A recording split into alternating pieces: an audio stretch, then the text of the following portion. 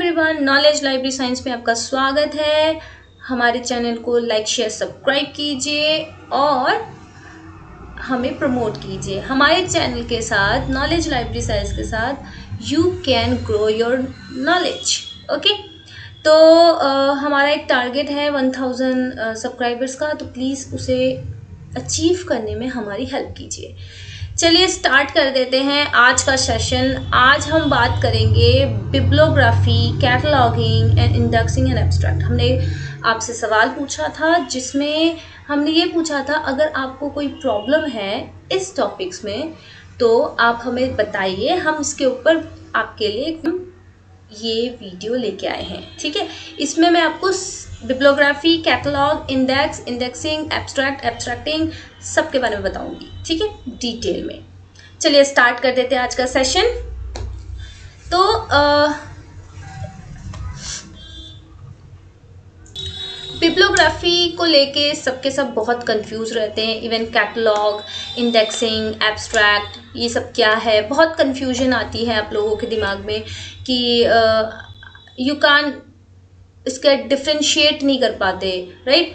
तो इसकी डिफ्रेंशिएट करने में आपको कंफ्यूजन होती है बिकॉज क्यों, they all are similar to each other, kind of, मतलब ये किसी ना किसी तरीके से सबके सब सिमिलर हैं। इस वजह से हमें जब इनका डिफ्रेंशिएट करना होता है तब बहुत बच्चे कंफ्यूज हो जाते हैं और जो कंसेप्ट है वो क्लियर नहीं हो पाता है। आज मैं वो सारे कंसेप्ट क्लियर करूँगी आपके लिए हमारे चैनल पे। ठीक है, तो चलिए हम स्टार्ट करते हैं। What is a list? आप लिस्ट को क्या समझते हो? ठीक है, आपके दिमाग में कोई एक लिस्ट आ रही होगी, लाइक कुछ भी लिस्ट होती है। हम किसी भी तरह के हम अब लिस्ट एक इंफॉर्मेशन होती है जिसमें हम एक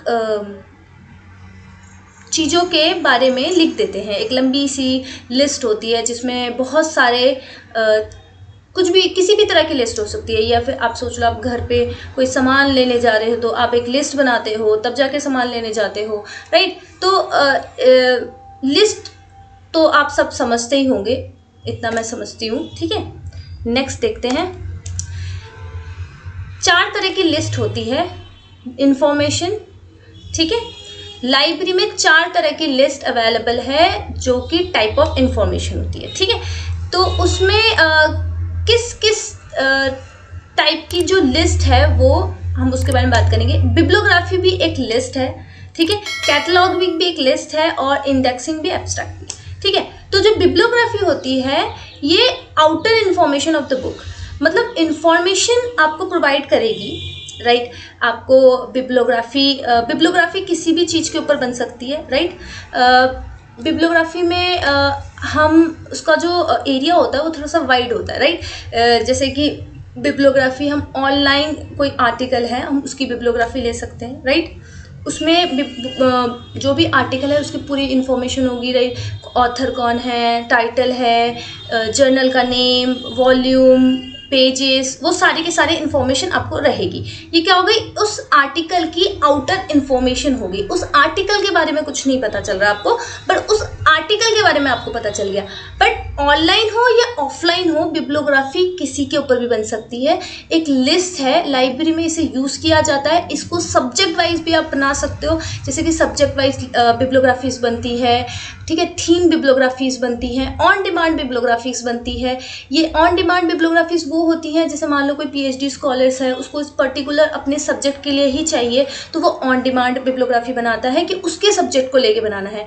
सब्जेक्ट वाइज जो होती है, जैसे एक पर्टिकुलर सब्जेक्ट हो गया, एक पर्टिकुलर सब्जेक्ट, जैसे पॉल साइंस एक सब्जेक्ट है या फिर एक इकोनॉमिक्स एक सब्जेक्ट है, उस थीम सब्जेक्ट को लेके एक बिब्लियोग्राफी बनती है। ठीक है, और मतलब कई तरह के टाइप्स हैं। ऑथर बिब्लियोग्राफी भी बनती है कि एक पर्टिकुलर ऑथर है, उसके कितने आर्टिकल्स हैं, बुक्स हैं, जो भी उसने पब्लिश किए हैं उसकी एक बिब्लियोग्राफी बन सकती है, राइट। तो इस तरीके से बिब्लियोग्राफी एक इंफॉर्मेशन लिस्ट है, ठीक है, लाइब्रेरी में। आई होप आप लोग समझ गए होंगे। बिब्लियोग्राफी में भी टाइप्स होते हैं, जैसे मैंने बताया कि आपको ऑथर बिब्लियोग्राफी मिल जाएगी, आपको सब्जेक्ट बिब्लियोग्राफी मिल जाएगी, आपको ऑन डिमांड बिब्लियोग्राफी मिल जाएगी, ठीक है। तो इसी तरीके से बिब्लियोग्राफी अरेंज होती है, ठीक है। कैटलॉगिंग देख लेते हैं। कैटलॉगिंग क्या है? Detail information of the books. जो इन्फॉर्मेशन होती है कैटलॉग में वो डिटेल्ड इन्फॉर्मेशन होती है। उसमें क्या कहते हैं, बुक की सारी जानकारी होती है। मतलब बेसिकली कैटलॉग जो होता है वो फिजिकल वर्क के लिए ज़्यादा बनाया जाता है, राइट।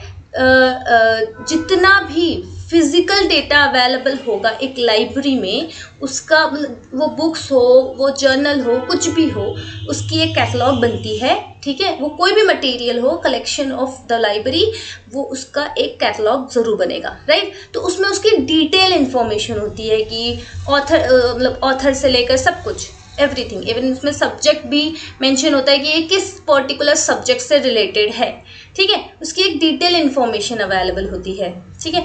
समटाइम्स उसमें आप बोल सकते हैं कि आप बोलेंगे कि बिब्लियोग्राफी और इसमें डिफरेंस क्या है। डिफरेंस यही है कि कैटलॉग जो है वो बेसिकली फिजिकल चीज़ों पे बनता है। फिजिकली जो प्रोडक्ट अवेलेबल है, जैसे बुक्स हो गया जो फिजिकली अवेलेबल है, राइट। ई बुक्स के लिए नहीं बनेगा, वो फिजिकल फॉर्मेट के लिए बनेगा। और जो लाइब्रेरी में फिजिकली जिसे हम टच कर सकते हैं, जो टेंजिबल जो है, जिसको टच किया जा सकता है, इनटेंजिबल चीज़ों के लिए नहीं बनता, राइट। तो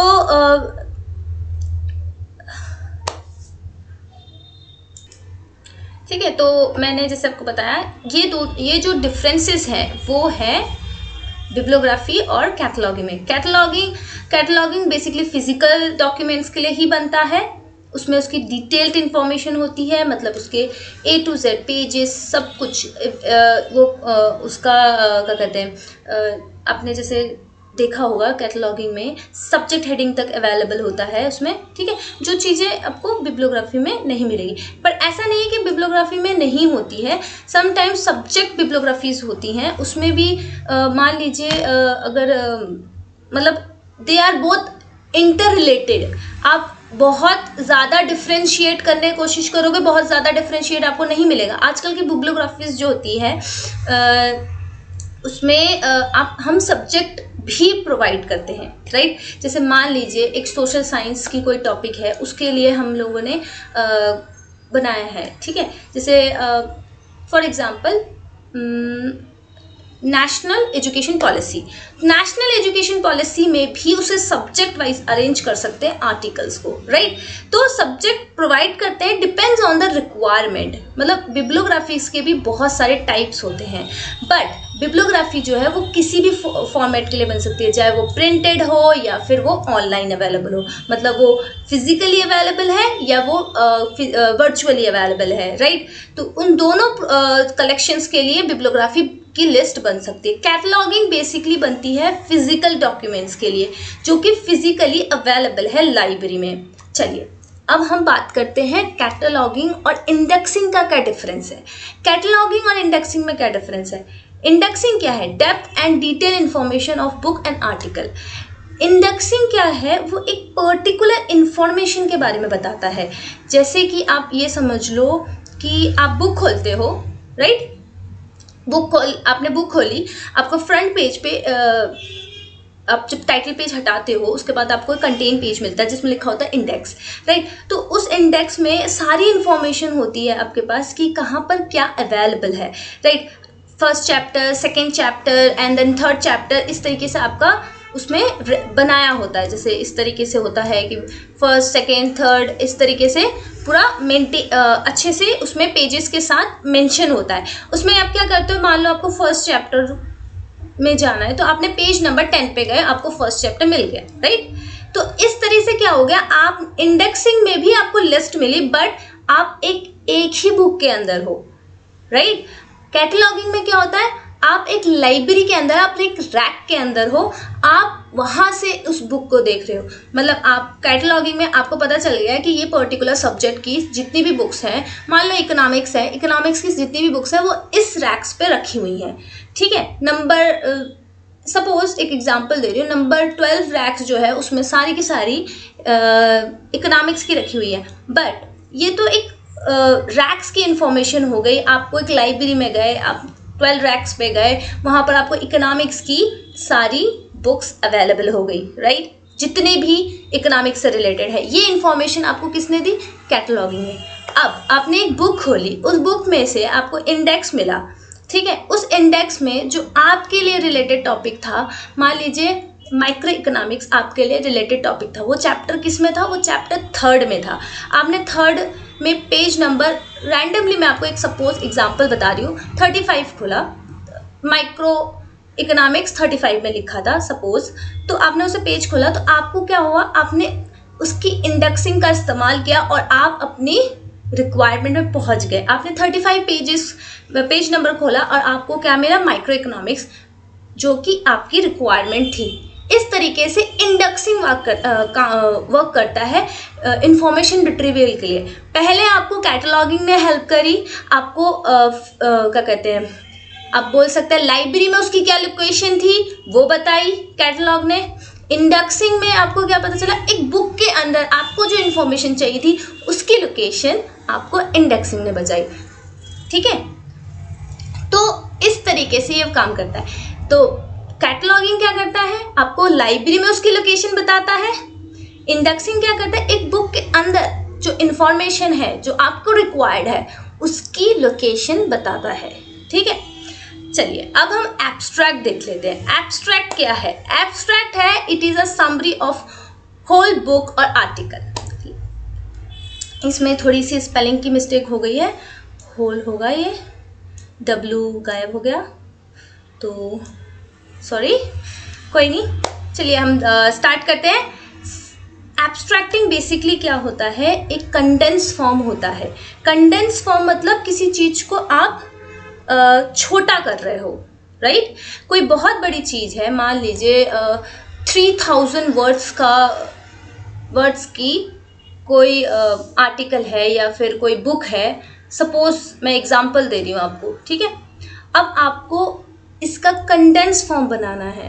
कंडेंस फॉर्म आपको 200 वर्ड्स पे एब्स्ट्रैक्ट अवेलेबल है उसके फ्रंट पे, तो आपने उसको पढ़ा और आप समझ गए कि इस पूरे आर्टिकल्स में एग्जैक्टली है क्या। मतलब आपको एक छोटी कंसेप्ट क्लियर हो गया कि इस टॉपिक पे है क्या। अगर डिटेल नॉलेज चाहिए तो आपको पूरी बुक पढ़नी पड़ेगी, राइट। बुक हो, आर्टिकल हो, कुछ भी हो, आपको वो पढ़ना पड़ेगा। बट आपने समरी या एब्स्ट्रैक्ट जिसे बोलते हैं, एब्स्ट्रैक्ट पढ़ के आप जान गए कि ये रेलेवेंट है आपके लिए या नहीं है। उससे क्या होगा? आपका टाइम वेस्ट नहीं होगा कि आपको पूरी बुक रीड करके आपको पता चले कि अरे ये तो रेलेवेंट है ही नहीं मेरे लिए, राइट। तो इस तरीके से इसको पढ़ते हैं, ठीक है। तो एब्स्ट्रैक्ट का एक स्टैंडर्ड है कि एक गुड एब्स्ट्रैक्ट जो होता है वो कम से कम मिनिमम मैं बता रही हूँ 150 वर्ड्स का होना चाहिए, ठीक है। ये नॉलेज आपको कहीं नहीं मिलेगी, सिर्फ नॉलेज लाइब्रेरी साइंस में मिलेगी, राइट। तो ये आप दिमाग में रखना, एक मिनिमम गुड एब्स्ट्रैक्ट अगर आपको चाहिए तो वो 150 वर्ड्स का मिनिमम होना चाहिए। बट बहुत छोटे छोटे एब्स्ट्रैक्ट्स भी अवेलेबल होते हैं 50 वर्ड्स के, 100 वर्ड्स के, ठीक है, अच्छी बात है। बट एक स्टैंडर्ड होता है, अगर आपको स्टैंडर्ड मेंटेन करना है तो वो 150 वर्ड्स का होता है, ठीक है। तो इस तरीके से abstract, indexing, cataloguing and bibliography मैंने आपको एक्सप्लेन करी, ठीक है। आई होप आप लोगों को कंफ्यूजन नहीं होगी। चलिए नेक्स्ट देखते हैं, इनके बारे में कुछ और डिटेल्स देखते हैं, ठीक है। चलिए bibliography it is a Greek word biblion से निकला है, ग्रीक वर्ड है, which means it's list of collection, right. जैसे कि मैंने बताया लिस्ट ऑफ कलेक्शन ही है, ठीक है। It has list of books and some details like name of book, author, publisher, supplier, etc. It may relate with one subject, history, COVID-19, etc. मतलब ये आप कह सकते हैं कि बिब्लियोग्राफी जो है वो एक टाइम पे एक ही सब्जेक्ट को फॉलो करती है। अगर वो ऑन डिमांड है तो वो ऑन डिमांड के लिए फॉलो कर रही है। आपको नेक्स्ट, अगर आपको सब्जेक्ट बिब्लियोग्राफी तो आपको नेक्स्ट बनानी पड़ेगी। मतलब केवल बहुत सारे आपके पास बिब्लियोग्राफी के लिस्ट हो जाएंगे अलग अलग सब्जेक्ट्स के लिए, ठीक है। Generally it is use for business, trade purpose, ठीक है। It is type of reference service. इसको हम ये भी बिजनेस के लिए भी बोल सकते हैं, और ये बहुत इसे हम SDI के सर्विस के अंदर भी इंक्लूड कर सकते हैं। पूछो कैसे? जैसे कि आप मान लो स्पेशल लाइब्रेरी पे गए, ठीक है, किसी भी अच्छी लाइब्रेरी पे गए जहाँ पर PhD स्कॉलर्स हैं, आप एक PhD स्कॉलर्स हो, आपको अपनी प्रोजेक्ट बनानी है, और आपको प्रोजेक्ट बनाने के लिए आर्टिकल्स चाहिए, तो आप कहाँ ढूंढोगे? आपने एक अच्छी लाइब्रेरी पे गए जहाँ आपको पता है वहाँ ऑन डिमांड बिब्लियोग्राफी मिलती है, आपने वहाँ पर जो भी उनकी फ़ी है उसको पे किया, उन्होंने आपको 50 आर्टिकल्स का एक बिब्लियोग्राफी का लिस्ट दे दिया। उसमें डिपेंड्स करता है आप एब्स्ट्रैक्ट लेना चाहते हो या नहीं, ठीक है। आपको विद बिब्लियोग्राफी प्लस एब्स्ट्रैक्ट चाहिए, बिब्लियोग्राफी ही चाहिए, डिपेंड्स ऑन जो भी आपका रिक्वायरमेंट है, ठीक है। तो आपने उसे लिया, आपने उसे पढ़ा, आप अब समझ गए कि ये कौन सा आर्टिकल रेलिवेंट है। आपको अब क्या हो गया, आपने उसमें से आपको एक इंफॉर्मेशन एक सिलेक्टेड इंफॉर्मेशन में से ही आपको सर्च करना है। मतलब 50 आर्टिकल्स अभी जब तक आपने ऑन डिमांड के लिए अप्लाई नहीं किया था तब तक आपको बहुत वाइड एरिया में सर्च करना था कि कौन सा रेलेवेंट है। अब क्या आपको सिर्फ 50 आर्टिकल्स में देखना है कि आपके लिए आपके टॉपिक का कौन सा आर्टिकल रेलेवेंट है, राइट। तो इससे क्या होगा, आपका काम बहुत इजी हो गया। तो इस तरीके से ये एज अ रेफरेंस सर्विस भी काम करता है और SDI भी काम करता है। अब SDI के लिए भी, जैसे आपको भी SDI के एक्सप्लेन कर रहे हो SDI को, तो आप इसको लिख सकते हो, अच्छे से एक्सप्लेन कर सकते हो बिब्लियोग्राफी को भी, राइट, कि बिब्लियोग्राफी भी as a part of SDI selective information service, selective dissemination information service. Sorry, मैंने शायद पहले गलत बोल दिया था, एक वर्ड खा गई थी, कोई नहीं, होता है। चलिए नेक्स्ट देखते हैं। नेक्स्ट क्या है, ये एग्जाम्पल है किस तरह से बिब्लियोग्राफी बनती है। बिब्लियोग्राफी बनाने के बहुत सारे स्टैंडर्ड्स भी हैं, ये बहुत इंपॉर्टेंट है, जैसे मैं बता देते हैं MLA, शिकागो, APA, ये इस तरह के बहुत सारे, और AACR2, आपको AACR2 के अकॉर्डिंग भी बिब्लियोग्राफी को अरेंज कर सकते हो। मतलब AACR2 के अकॉर्डिंग, मतलब जो भी साइंस सिंबल्स हम AACR2 में इस्तेमाल करते हैं, लाइक स्लैश फॉर ऑथर के लिए, ठीक है ना, तो वो सारे आप एज अ साइंस आप बिब्लियोग्राफी बनाने के लिए भी इस्तेमाल कर सकते हो। तो इसके बहुत सारे फॉर्मेट्स होते हैं, जैसे मैं बताया APA, MLA, शिकागो और AACR2, और भी बहुत सारे हैं, आप चेक कर सकते हैं, ठीक है। इसके बारे में हम आपको एक अच्छी बोल सकते हैं PDF अवेलेबल करवा देंगे। प्लीज़ हमारे सब्सक्राइबर्स को 1000 तक ले जाओ, और जल्दी से फिर हम लोग अपना टेलीग्राम चैनल स्टार्ट कर देंगे, ठीक है, ओपन कर देंगे सबके लिए, और फिर आप सब्सक्राइब कर सकते हो, वहाँ पर सारी चीज़ें अवेलेबल भी करवा देंगे। चलिए नेक्स्ट देख लेते हैं। नेक्स्ट क्या है, cataloguing. It is a drive from Greek word catalogues. तो ये कैटलॉग से बना है, कहाँ से है, ग्रीक वर्ड। ये छोटी छोटी चीज़ें हैं जो कि एग्जाम्स में आती हैं, एज अ एंट्रेंस एग्जाम में क्वेश्चन आया था कि कौन से कहाँ से फॉर्म हुआ है, तो ग्रीक वर्ड से हुआ है। तो ये सब चीज़ें आप याद रख लीजिए। Cata plus logs which means a list of something मतलब वो फिजिकली फॉर्म में कहीं पर भी। Catalogue and bibliography details are similar ही होते हैं इनके डिटेल्स, जैसे कि मैंने बताया आपको, but the main difference of catalogue is it is limited to a particular library collection. ये लाइब्रेरी कलेक्शन के लिए ही बन सकता है, राइट, लाइब्रेरी में जो भी कलेक्शन फिजिकली अवेलेबल है, राइट। इट इज़ अ की ऑफ लाइब्रेरी कलेक्शन, ये की है, ऑफ कोर्स बहुत बड़ी की है ये। कैटलॉग के बिना एक लाइब्रेरी में कितना स्टॉक है कैसे पता चलेगा, वो सब हमें कैटलॉग के थ्रू पता चलता है। और इवन हम अच्छे से यूज़र को सर्व कर सकें, उन्हें अच्छी सर्विस दे सकें, उसके लिए भी कैटलॉग हमारे लिए बहुत ही इम्पॉर्टेंट है, राइट। तो नेक्स्ट देख लेते हैं। तो इस तरीके से कुछ कैटलॉग दिखता था, ये मैनुअल कैटलॉग है। अब तो सब कोहा वगैरह यूज़ करते हैं, कोहा, सोल, लिप्सिस, ये सब इस्तेमाल होता है, ठीक है। पहले जब कंप्यूटराइज नहीं हुआ था, ऑटोमेशन नहीं आया था, तब इस तरीके से कुछ कैटलॉग दिखता था, ठीक है। तो ये एग्जाम्पल हो गया। चलिए नेक्स्ट देख लेते हैं। नेक्स्ट क्या है? Indexing. Indexing is a deep detailed information of a book. Bibliography and catalog show that the book is available in the library or not. ठीक है, जैसे कि मैंने आपको पहले भी बताया, बिब्लियोग्राफी और कैटलॉग आपको क्या कर रही है, आपको बता रही है कि लाइब्रेरी में उस बुक की लोकेशन कहाँ है, वो बुक अवेलेबल है कि नहीं। But with the help of indexing you can get our information in the book. मतलब आपको उस बुक के अंदर जो रिक्वायर्ड है वो आपको कौन प्रोवाइड कर रहा है? वो आपको इंडेक्सिंग प्रोवाइड कर रहा है, राइट।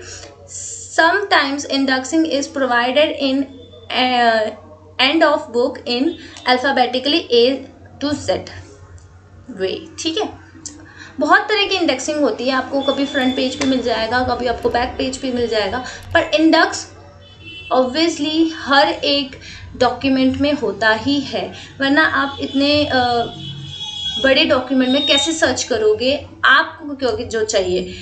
ठीक है, तो उसके लिए इंडेक्सिंग हर एक चीज़ में अवेलेबल होती है, राइट। नेक्स्ट देख लेते हैं। नेक्स्ट क्या है? नेक्स्ट इसका एग्जाम्पल है, जैसे कि देख सकते हैं आप, ये अल्फ़ाबेटिकली अरेंज कर रखा है इन्होंने कि जैसे ये ऑथर इंडेक्सिंग है। ऑथर इंडेक्सिंग में कौन सा ऑथर जो है उसका जो आर्टिकल है वो कहाँ किस पेज नंबर पे अवेलेबल है, ये अल्फ़ाबेटिकली अरेंज्ड किया गया है यहाँ पर। ठीक है, इस तरीके से ये इंडेक्सिंग है। ऑथर इंडेक्सिंग होती है, कीवर्ड इंडेक्सिंग होती है। कीवर्ड इंडेक्सिंग भी इसी तरीके से होती है, जो भी कीवर्ड्स होंगे वो अल्फ़ाबेटिकली A से जो स्टार्ट होंगे वो सारे के सारे अरेंज्ड होंगे, और उनके जो पेज नंबर है या वो सीरियल नंबर है वो कहीं पर भी जो भी अवेलेबल है उसके साथ उसका पेज नंबर इस तरीके से दिया जाता है। इसी को हम इंडेक्सिंग कहते हैं।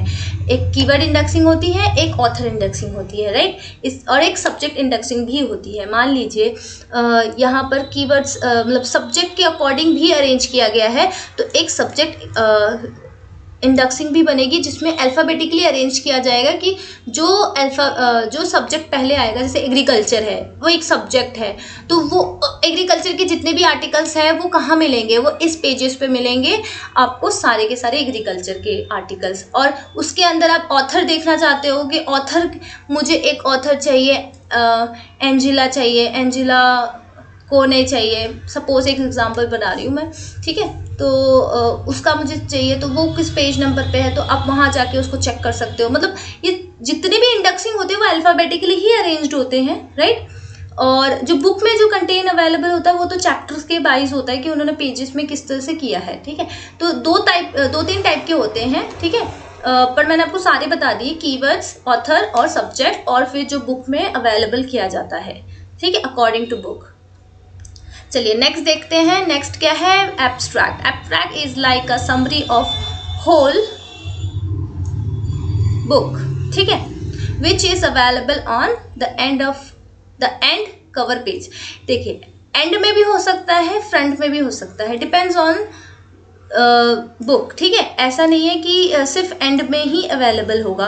ठीक है, समटाइम्स क्या होता है एंड में अवेलेबल कर देते हैं, समटाइम्स क्या होता है बुक के जो जैकेट होती है, आपको पता होगी बुक में एक जैकेट लगी रहती है। जिस बुक में जैकेट नहीं होती है वो बैक में भी दे देते हैं। जो बुक जब बैक जो बंद होती है उसके बैक कवर पे एब्स्ट्रैक्ट होता है। और समटाइम्स क्या होता है क्या कहते हैं, टाइटल पेज के बाद भी आपको एब्स्ट्रैक्ट मिल सकता है। तो एब्स्ट्रैक्ट में बहुत सारी जगह हैं, आपको जैकेट में भी अवेलेबल होगा, आपको बैक में भी अवेलेबल होगा, बैक कवर में भी अवेलेबल होगा। ठीक है, और आपको टाइटल पेज के बाद भी आपको एब्स्ट्रैक्ट मिल सकता है। ठीक है, तो एब्स्ट्रैक्ट कहीं पर भी लगा सकते हैं, 3-4 जगह होती हैं उसकी। ठीक है, एब्स्ट्रैक्ट बेसिकली मैं आपको बता चुकी हूँ क्या है, वो है कंडेंस फॉर्म है, एक लॉन्ग बोल सकते हैं, लॉन्ग पैराग्राफ का या फिर एक लॉन्ग बुक का। ठीक है, एक बड़ी चीज को आप कैसे छोटे में उसको समझा सकते हैं, उसे हम एब्स्ट्रैक्ट कहते हैं। मैं आपको इजी लैंग्वेज में समझाने की इसलिए कोशिश कर रही हूँ जिससे आप अच्छे से समझ जाए, बट आप एग्जाम में समरी और कंडेंस फॉर्म का ही इस्तेमाल कीजिएगा, राइट। तो इस तरीके से ये देखिए, ये कोई आर्टिकल होगा जिस ऑथर ने लिखा है, ये ऑथर का एब्स्ट्रैक्ट हो गया। ठीक है। ऑथर के बारे में उन्होंने एब्स्ट्रैक्ट दे दिया, या फिर आप सिर्फ बिब्लियोग्राफी भी बोल सकते हैं, डिटेल्स है ऑथर की, ठीक है। और यहाँ पर आपको बुक का एब्स्ट्रैक्ट अवेलेबल हो गया है, ठीक है। तो इस तरीके से ये पूरा इंफॉर्मेशन इन्होंने बैक पेजेस पे अवेलेबल करवाया है, ठीक है। नेक्स्ट देखते हैं। तो इस तरीके से हमारा क्या कहते हैं, जो आज का सेशन है वो ख़त्म होता है।